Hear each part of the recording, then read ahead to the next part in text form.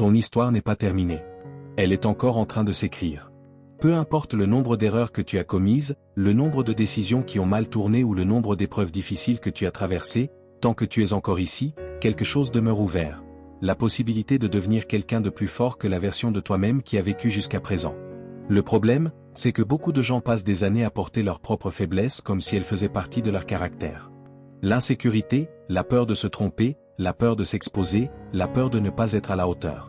Lorsque ces limites restent trop longtemps dans l'esprit, la personne commence à vivre très en dessous de ses propres capacités, non pas parce qu'elle manque d'intelligence, non pas parce qu'elle manque de talent, mais parce qu'elle n'a jamais appris à affronter ce qui l'affaiblit. La philosophie stoïcienne est née précisément pour cela, pour les personnes qui ont décidé de cesser de fuir leurs propres faiblesses et de commencer à les affronter avec discipline, lucidité et courage.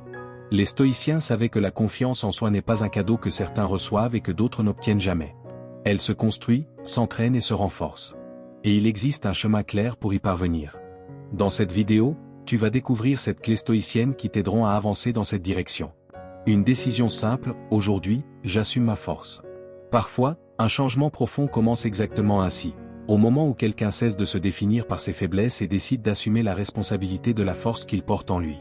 Quand cette décision est prise avec honnêteté, la posture change. Les choix commencent à s'aligner. L'esprit cesse d'alimenter les mêmes doutes qu'auparavant.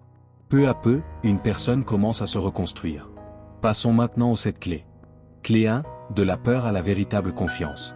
La perte de confiance ne se produit presque jamais en une seule fois.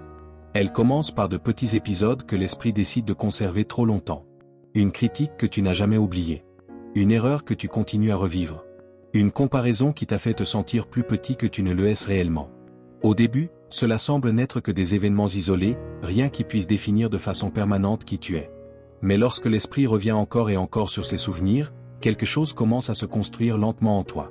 Une barrière invisible, faite de doutes, d'interprétations et de conclusions hâtives. Et cette barrière change la manière dont tu te positionnes face à la vie. Tu commences à réfléchir 2 fois avant d'agir. Tu commences à mesurer chaque parole, chaque pas, chaque décision. Ce qui paraissait autrefois naturel commence à exiger un effort considérable. La peur n'arrive pas sous la forme d'un choc ou d'un cri. Elle s'installe comme une question constante. Et si j'échouais encore ? Lorsque cette question devient fréquente, ta façon de regarder l'avenir change elle aussi. C'est comme si tu observais la vie à travers l'entrebâillement d'une porte. Le monde reste immense, rempli de chemins et de possibilités, mais ton regard se retrouve enfermé dans un espace étroit. Tu ne vois qu'une fraction de ce qui pourrait exister. Et, à travers cette ouverture réduite, ce sont presque toujours les risques qui apparaissent en premier, les erreurs possibles, les difficultés qui pourraient surgir. Non pas parce que la réalité se limite à cela, mais parce que la peur a réduit ton champ de vision. À ce stade, beaucoup de personnes croient que le problème se trouve dans le passé. Elles pensent que leur manque de confiance est né de l'erreur qu'elles ont commise, d'une enfance difficile, d'une critique qu'elles ont entendue ou d'une expérience qui s'est mal terminée. Mais la racine du problème ne réside pas dans l'événement lui-même. Elle réside dans l'importance que tu continues à l'y accorder. Lorsque l'esprit se fixe sur le jugement des autres, sur les attentes extérieures ou sur les souvenirs qui ont blessé ton orgueil, tu commences à vivre en réaction à ce qui est déjà passé. Et celui qui vit ainsi remet la direction de sa vie entre les mains de quelque chose qui ne peut plus être changé. Les stoïciens connaissaient parfaitement cet état de l'esprit. Ils comprenaient les effets que les grandes passions, comme la peur, la colère ou l'insécurité, produisent sur l'être humain. C'est pourquoi Épictète enseignait que la liberté commence lorsque tu cesses d'essayer de contrôler ce qui n'a jamais dépendu de toi et que tu diriges ton attention vers ce qui dépend réellement de toi. Ce changement de perspective paraît simple, mais il transforme complètement la manière dont la confiance se construit. Car la véritable confiance ne naît pas des promesses, des compliments ou de la reconnaissance extérieure. Elle naît de preuves intérieures. Elle naît des actions que tu accomplis même lorsque le doute apparaît. Elle naît des petites victoires que tu remportes lorsque tu décides d'agir malgré ton insécurité. Chaque effort constant affaiblit peu à peu l'ancien récit de ton incapacité. Chaque pas en avant renforce une nouvelle vérité. Tu es capable d'avancer. Et lorsque ces preuves commencent à s'accumuler, quelque chose d'important se produit. La porte qui semblait presque fermée commence à s'ouvrir. Tu commences à voir davantage d'espace, davantage de possibilités, davantage de chemins qui étaient auparavant hors de ton champ de vision. Alors, tu comprends une vérité essentielle. La confiance n'a jamais été enfermée à l'extérieur. Elle attendait simplement que tu pousses la porte. C'est pourquoi tu ne dois pas attendre de ressentir la confiance pour agir. Commence à agir, même par de petits pas. Étudie davantage. Entraîne-toi davantage. Consacre du temps à tout ce qui renforce ta capacité à avancer. Chaque petite réussite est comme quelques centimètres supplémentaires gagnés dans l'ouverture de cette porte. Et lorsqu'elle finit par s'ouvrir complètement, tu découvres quelque chose que la peur a essayé de te cacher pendant très longtemps. Le monde n'a jamais été aussi étroit qu'il te paraissait. Aujourd'hui peut être le jour où tu fais ce mouvement. Le jour où tu abandonnes le poids des anciens doutes. Le jour où tu cesses de revivre des blessures qui t'ont atteint il y a longtemps. Le jour où tu recommences à construire ta propre force. Car la véritable confiance n'est pas un cadeau que quelqu'un te remet. C'est une décision que tu prends. Et cette décision n'existe que lorsque tu choisis de ne plus vivre sous le commandement de tes anciennes peurs. Lorsque tu fais ce choix, tu peux encore ressentir de la peur. Mais cette fois, tu reprends le contrôle de ta propre vie. Clé 2, reconstruis ton sentiment de légitimité. Le deuxième pilier de la confiance en soi que beaucoup de personnes ignorent est le sentiment de légitimité. Il ne suffit pas d'être capable. Tu dois aussi ressentir, avec honnêteté, que tu as fait ce qu'il fallait pour occuper la place où tu te trouves aujourd'hui. Lorsque ce sentiment n'existe pas, même face à de véritables réussites, une voix silencieuse apparaît dans l'esprit. Elle murmure que ce succès ne t'appartient pas complètement, que c'est peut-être simplement de la chance, une coïncidence ou une erreur d'appréciation de la part des autres. Alors naît un conflit intérieur difficile à expliquer. À l'extérieur, ta vie avance. Mais à l'intérieur, tu continues à douter de ta place. La plupart du temps, ce conflit ne naît pas des faits eux-mêmes. Il naît de la manière dont nous interprétons les expériences que nous vivons. Prenons un exemple concret. Imagine que tu salues quelqu'un dans la rue et que cette personne ne te réponde pas. En quelques secondes, ton esprit construit une explication. Quelque chose ne va pas chez moi. Mais observe attentivement, il ne s'est rien passé d'autre qu'un silence. Tout le reste a été créé par ton interprétation. Tu as probablement déjà vécu ce genre de situation. Le problème, c'est que ce même mécanisme se manifeste aussi dans des circonstances beaucoup plus importantes. Une présentation qui ne s'est pas déroulée parfaitement. Un entretien qui n'a pas abouti comme tu l'espérais. Un projet qui a échoué. Une relation qui a perdu sa connexion et sa vitalité. Au lieu de considérer ces événements comme des situations particulières, beaucoup de personnes les transforment en conclusions définitives sur elles-mêmes. Je ne suis pas fait pour ça. Je ne suis pas assez bon. Je n'ai aucune valeur. Je suis incapable de réussir. L'amour n'arrive qu'aux autres. Lorsque ce type de conclusion se répète pendant des années, il cesse d'être une simple pensée passagère. Il devient une partie intégrante de l'image que tu as de toi-même. C'est comme si tu construisais le portrait de ton identité en utilisant uniquement les mauvaises pièces d'un puzzle. Chaque erreur trouve sa place dans le tableau. Chaque critique s'y ajoute. Chaque échec devient une preuve supplémentaire. Et après un certain temps, le portrait final semble démontrer que tu vaux moins que ce que tu es réellement. Les stoïciens comprenaient ce processus avec une grande lucidité. Marc Aurèle a écrit « L'âme se colore des pensées qu'elle entretient ». Autrement dit, la manière dont tu interprètes les événements finit par déterminer l'image que tu construis de toi-même. Lorsqu'une erreur est traitée comme une condamnation, elle pèse sur ton identité. Mais lorsqu'elle est traitée comme une information, elle devient une orientation. C'est pourquoi reconstruire ton sentiment de légitimité exige une décision claire. Cesser de transformer les difficultés en verdict permanent. Tu n'as pas besoin de nier tes erreurs. Tu dois simplement les remettre à leur juste place. Une erreur ne définit pas qui tu es. Le passé ne définit pas qui tu es. Les opportunités manquées ne définissent pas qui tu es. Les relations brisées ne définissent pas qui tu es. Elles révèlent seulement les endroits où tu peux encore grandir. Lorsque cette compréhension mûrit, quelque chose d'important commence à se refléter dans ton attitude face à la vie. Tu commences à occuper ta place avec davantage d'intention. Non pas pour prouver ta valeur, mais parce que tu reconnais tes efforts. Tu reconnais ton droit d'appartenir à ce pourquoi tu t'es battu avec tant de persévérance. La compétence construit la capacité. Le sentiment de légitimité soutient la confiance. Lorsque ces deux piliers se rejoignent, l'insécurité commence à perdre du terrain. Et c'est à ce moment-là que tu cesses d'avancer en demandant la permission d'exister. Tu commences à marcher comme quelqu'un qui a enfin reconnu sa propre valeur. C'est pour cette raison que notre prochaine clé est si importante. Maintenant que tu as appris à soutenir ton droit d'occuper ta place, il est temps de comprendre comment construire les étapes qui te permettront d'avancer vers la personne que tu souhaites devenir. Clé 3, développe une véritable compétence. Il existe un moyen bien plus solide de développer la confiance en soi que d'essayer de te convaincre à coups de phrases motivantes. Devenir réellement compétent. L'esprit humain réagit aux preuves. Il observe ce que tu fais de manière répétée, à partir de cela, il construit une conclusion sur la personne que tu es. C'est pourquoi la confiance en soi ne s'établit pas d'abord dans le discours, elle s'établit dans le comportement. Lorsqu'une personne apprend quelque chose de nouveau, tout semble instable au début. Les mains manquent encore de précision.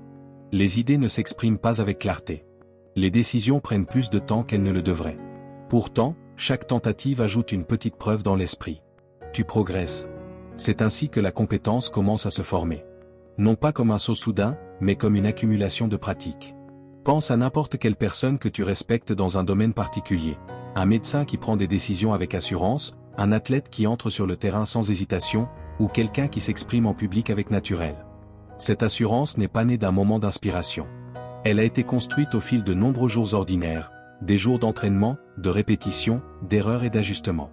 La confiance que ces personnes affichent n'est que la partie visible de quelque chose de beaucoup plus profond, des heures d'effort que presque personne n'a vu. Lorsque tu comprends cela, l'insécurité commence à apparaître sous un autre angle. Au lieu de lutter pour ressentir davantage de confiance, tu commences à investir dans quelque chose de beaucoup plus concret. La compétence. Les stoïciens comprenaient ce principe avec une grande clarté. Épictète enseignait qu'il ne suffit pas de connaître le chemin de la vertu, il est nécessaire de le pratiquer continuellement. Pour les stoïciens, le caractère n'était pas un idéal lointain. C'était une habitude cultivée dans les actions quotidiennes. La même logique s'applique à n'importe quelle compétence. Si tu veux avoir davantage d'assurance dans tes décisions, exerce ton esprit avec plus de discipline. Si tu veux parler avec plus de clarté, entraîne ta communication. Si tu veux gagner le respect dans ton travail, développe une véritable maîtrise de ce que tu fais. La pratique crée des preuves. Et les preuves renforcent l'esprit. Lorsque tu t'investis avec constance, quelque chose commence à se produire. Ce qui te semblait autrefois difficile commence à mieux répondre à tes gestes, à tes idées et à tes décisions. À ce moment-là, le doute commence à perdre du terrain. Non pas parce que tu te répètes sans cesse que tu es capable, mais parce que tu as accumulé suffisamment de preuves pour le croire. La compétence exerce un effet puissant sur l'esprit. Chaque progrès renforce la perception que tes efforts produisent des résultats. Chaque amélioration ouvre la voie au défi suivant. Et, peu à peu, tu commences à agir avec davantage d'initiative, de courage et de détermination. La confiance grandit lorsqu'elle repose sur une base solide. Et cette base est ta décision d'agir et de continuer à t'améliorer. Entraîne-toi suffisamment longtemps et ton esprit cesse de demander. Suis-je capable de le faire? Avec le temps, il finit simplement par reconnaître. Je sais le faire. Clé 4, cesse d'essayer de prouver ta valeur. L'un des plus grands fardeaux qu'une personne puisse porter consiste à transformer chaque résultat en un jugement sur elle-même. Dès notre plus jeune âge, nous apprenons à mesurer notre valeur personnelle à travers l'issue des choses. Si tout se passe bien, nous pensons que nous allons bien. Si les choses tournent mal, nous avons l'impression que quelque chose ne va pas en nous. Avec le temps, cette logique crée une pression constante. Chaque tentative commence à ressembler à une épreuve décisive, comme si chaque action devait prouver qui nous sommes réellement. Et lorsque tout devient un test, agir cesse d'être naturel. Chaque pas porte un poids excessif d'attente. Le problème, c'est que la vie réelle ne fonctionne pas comme un verdict définitif. Elle fonctionne comme un entraînement. Observe n'importe quelle compétence qui te paraît aujourd'hui simple et naturelle. À un moment donné, elle a exigé de l'attention, de la répétition et des corrections. Il y a eu des essais maladroits, des ajustements et des apprentissages. Aucun de ces moments n'avait pour but de définir ta valeur. Il servait simplement à développer ta capacité. La confiance naît précisément dans cet espace. Elle se construit à travers la répétition consciente d'actions qui sont sous ton contrôle. Lorsque tu t'attaches uniquement au résultat, ton esprit se projette vers un point qui n'existe pas encore. Il essaie de garantir une issue avant même d'avoir parcouru le chemin. Cela crée de la tension, de l'anxiété et un sentiment permanent de risque. Mais lorsque ton attention revient à l'action elle-même, à l'étude que tu accomplis aujourd'hui, à l'entraînement que tu répètes aujourd'hui, à la conversation que tu décides d'affronter aujourd'hui, quelque chose commence à se réorganiser en toi. Ton énergie cesse d'être consommée par les attentes et commence à alimenter le mouvement. C'est ici qu'un ancien enseignement du Bhagavad Gita prend toute sa force. Tu as droit à l'action, mais non au fruit de l'action. Cette phrase ne parle pas d'indifférence face au résultat. Elle parle de liberté. Lorsque tu t'engages pleinement dans le processus, chaque journée devient une occasion de progresser et non un jugement définitif sur ton identité. Le contrôle cesse d'être laissé au hasard et revient entre tes mains. Il se trouve dans les heures de dévouement, dans les répétitions silencieuses, dans les décisions quotidiennes qui renforcent ton caractère et tes compétences. Et lorsque cette attitude s'installe durablement, la confiance cesse de dépendre de victoires occasionnelles. Elle commence à s'appuyer sur quelque chose de beaucoup plus solide. La certitude que tu avances. Retiens bien cette idée. Si la valeur de ton parcours réside dans le nombre de pas que tu fais vers ce qui compte réellement, alors aucun jour d'effort n'est perdu. Tu ne seras plus prisonnier de l'anxiété de devoir prouver quelque chose au monde. Tu seras occupé à construire quelque chose à l'intérieur de toi. Lâcher prise sur le résultat ne signifie pas abandonner l'ambition.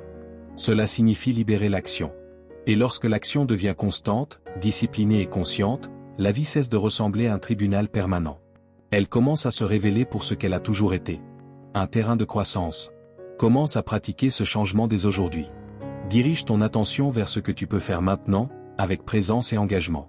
Car au moment où tu t'investis pleinement dans le processus, le résultat cesse d'être une prison. Il devient simplement la conséquence du chemin que tu as choisi d'emprunter. Clé 5, réécris l'histoire que tu te racontes. Beaucoup des batailles les plus importantes ne se déroulent pas dans le monde extérieur. Elles se déroulent dans ton monde intérieur. Elles prennent la forme du dialogue que tu entretiens avec toi-même.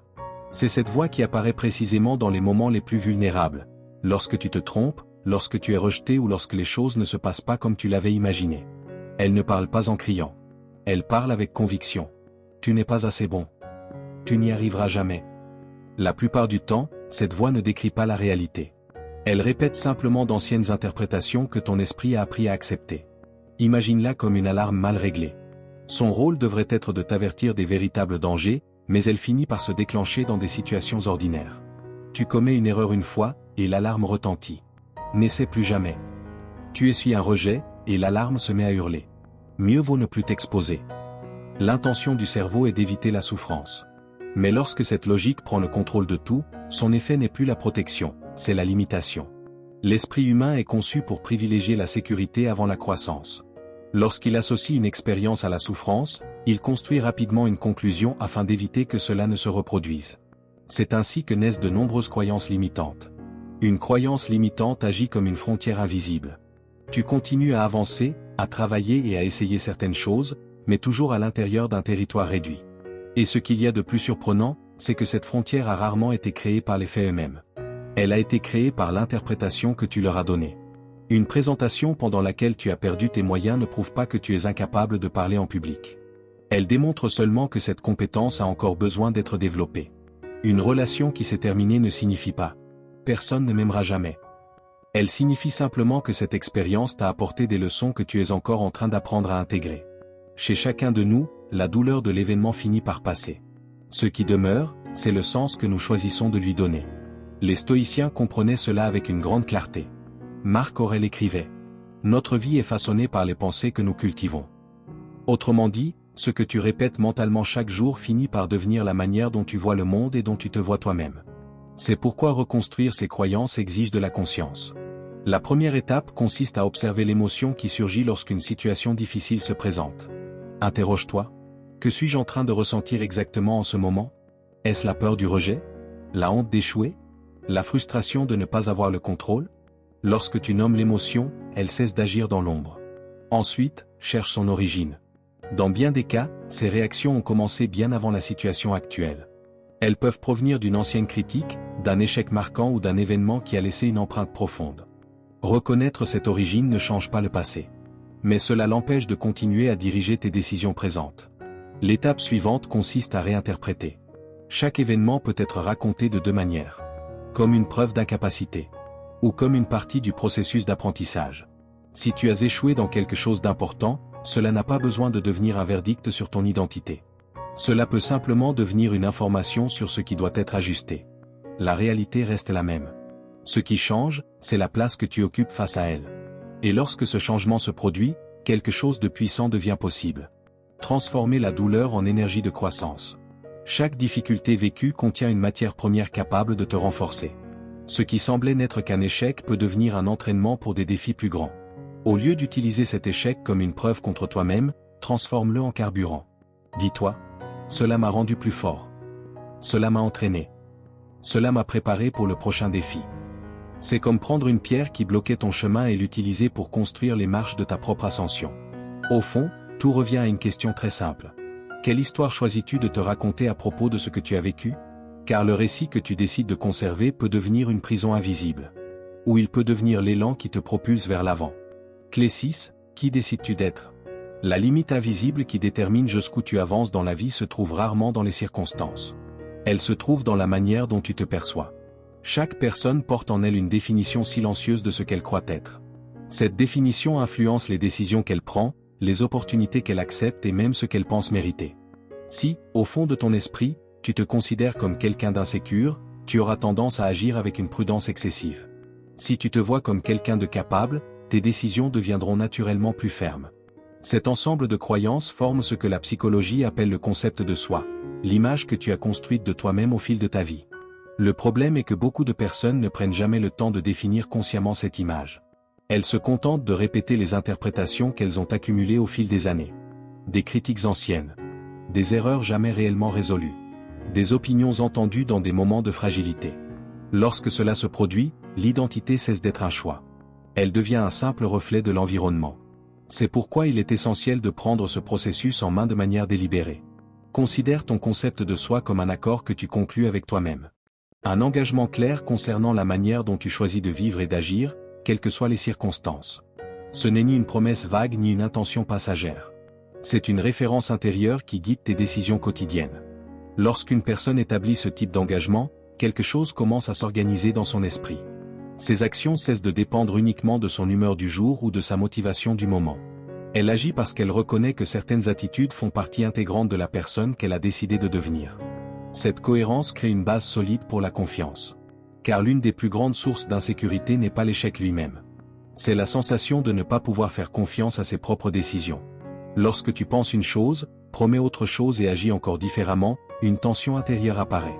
La psychologie appelle cela la dissonance cognitive. L'esprit perçoit cette contradiction et commence à douter de sa propre stabilité. Mais lorsque tes pensées, tes paroles et tes actions avancent dans la même direction, cette tension disparaît. Ton identité devient plus stable. Et la confiance trouve enfin un terrain solide pour grandir. C'est pourquoi la véritable confiance en soi ne naît pas de grandes déclarations ou de discours impressionnants. Elle naît de la répétition de petites attitudes cohérentes. Imagine une journée ordinaire. Tu te réveilles fatigué, sans envie de faire quoi que ce soit d'important. Si tu attends d'abord que la motivation apparaisse, tu risques de passer la journée entière à repousser ce que tu dois accomplir. Mais lorsque tu décides d'agir conformément à l'identité que tu as choisi de construire, quelque chose de différent se produit. Tu te lèves. Tu accomplis une tâche. Tu honores l'engagement que tu as pris envers toi-même. Et ce simple geste envoie un message puissant à ton esprit. Tu es quelqu'un qui respecte ses décisions. Avec le temps, cette constance se transforme en l'une des formes de confiance les plus solides qui existent.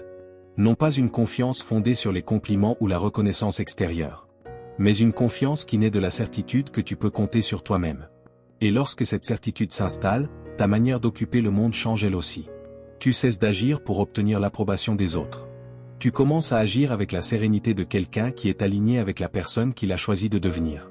C'est là que réside une véritable liberté, ne plus dépendre du regard extérieur pour valider ton existence, mais avancer avec la tranquillité intérieure de celui qui sait qui il est et qui reste fidèle à cette identité, jour après jour. Clé 7, tu ne deviens méconnaissable que lorsque tu décides de vivre à la hauteur de ton potentiel. Ta plus grande faiblesse n'est pas la peur d'échouer. Ta plus grande faiblesse est de continuer à cacher la force que tu possèdes déjà. Combien de fois as-tu gardé une idée pour toi? Combien de fois as-tu cessé de parler ou d'agir parce que tu croyais ne pas être capable? Combien d'opportunités sont passées devant toi pendant qu'une partie de ton esprit répétait sans cesse que ce n'était pas encore le bon moment, qu'il te manquait encore quelque chose, ou qu'il valait peut-être mieux attendre? Chaque fois que tu recules de cette manière, ta vie se rétrécit un peu plus. Non pas parce que le monde est devenu plus petit, mais parce que tu as cessé d'occuper l'espace qui aurait pu être le tien. Et lorsque ce schéma se répète suffisamment longtemps, la personne finit par croire que cette version réduite d'elle-même est sa véritable identité. Mais ce n'est pas vrai. À l'intérieur de toi existent encore des capacités qui n'ont pas été utilisées, des décisions qui n'ont pas encore été prises et une force qui attend simplement un ordre clair pour se manifester. Le problème, c'est que beaucoup de gens ont pris l'habitude de ne regarder que leurs défauts. Ils ont cessé de voir les ressources qu'ils portent déjà en eux. C'est comme quelqu'un assis sur un coffre rempli d'outils, qui se plaint pourtant de ne rien avoir pour construire. Le potentiel ne se révèle pas dans la théorie. Il apparaît lorsque tu te mets en mouvement. Chaque défi affronté élargit ta structure intérieure. Chaque pas accompli malgré l'insécurité renforce la perception que tu peux aller plus loin que tu ne l'imaginais. C'est ainsi que naît la véritable confiance, à travers les preuves que tu produis toi-même par tes actions. Les stoïciens comprenaient cela avec une grande clarté. Marc Aurèle écrivait : « Ne gaspille pas le reste de ta vie à penser à ce que font les autres. Utilise ce temps pour rendre ton âme excellente. » Cette phrase est un appel direct à la responsabilité personnelle. Car la vie change de direction lorsque tu cesses de dépenser ton énergie dans la comparaison, dans la recherche d'approbation et dans les attentes extérieures, et que tu commences à utiliser cette énergie pour devenir plus fort, plus discipliné et plus lucide. Le potentiel n'est pas un compliment que quelqu'un te fait. C'est une responsabilité. Réfléchis-y honnêtement. Si, jusqu'à présent, tu as vécu en dessous de tes capacités réelles, que pourrait-il arriver le jour où tu décideras de ne plus négocier avec tes propres faiblesses? Que pourrait-il arriver lorsque tu cesseras de repousser les décisions importantes, lorsque tu arrêteras d'étouffer ta propre voix et que tu commenceras à agir avec fermeté? Il existe une version de toi qui n'est pas encore complètement apparue. Une version plus disciplinée, plus sûre d'elle-même, plus consciente de sa propre valeur. Lorsque cette version prend les commandes de ta vie, ceux qui te connaissaient auparavant ont presque du mal à reconnaître la personne que tu es devenue. Mais le changement le plus important ne se produit pas dans la manière dont les autres te voient. Il se produit dans la manière dont tu commences à te voir toi-même. Car au moment où tu décides de vivre en accord avec tout ce que tu peux devenir, la peur cesse d'être le centre de tes choix. La voix du doute baisse le volume dans ton esprit, et ces sentiments de faiblesse cessent de définir ton chemin. À leur place apparaît quelque chose de beaucoup plus puissant, le respect de soi. Alors grave ceci dans ton esprit. Tu n'es pas né pour vivre comprimé à l'intérieur de tes propres limites. Tu es né pour grandir, pour évoluer, pour devenir quelqu'un qui honore pleinement ses capacités. Aujourd'hui, toutes ces clés t'ont été transmises. Tu quittes cette vidéo en sachant que la confiance ne naît pas en attendant que le courage apparaisse. Elle naît lorsque tu décides d'agir, même avec la peur. Car la confiance n'est pas l'absence de peur. La confiance est la décision d'avancer malgré elle. Tu as appris que le sentiment de légitimité se reconstruit lorsque tu cesses de transformer tes erreurs en condamnation définitive. Tu as compris que la compétence se construit grâce à une pratique quotidienne et constante. Tu as découvert que ta vie n'a pas besoin d'être un tribunal où chaque résultat sert à juger ta valeur personnelle. Tu as compris que l'histoire que tu te racontes à toi-même peut soit t'emprisonner, soit te propulser vers l'avant. Tu as appris que ton identité doit être choisie consciemment et que ton potentiel n'est pas une promesse lointaine. Il commence à l'instant même où tu assumes la responsabilité de la personne que tu décides de devenir. À présent, la question n'est plus de savoir si tu es capable. La véritable question est la suivante. Es-tu prêt à vivre à la hauteur de ce que tu peux devenir? Si cette décision résonne en toi, écris dans les commentaires. Aujourd'hui, je choisis de croire en moi. Cette phrase est bien plus qu'un simple commentaire. C'est une ligne de démarcation entre la vie que tu acceptes et la vie que tu décides de construire. Si cette vidéo t'a apporté quelque chose, laisse un j'aime, partage-la avec une personne qui compte pour toi et abonne-toi à la chaîne. Merci d'avoir regardé cette vidéo.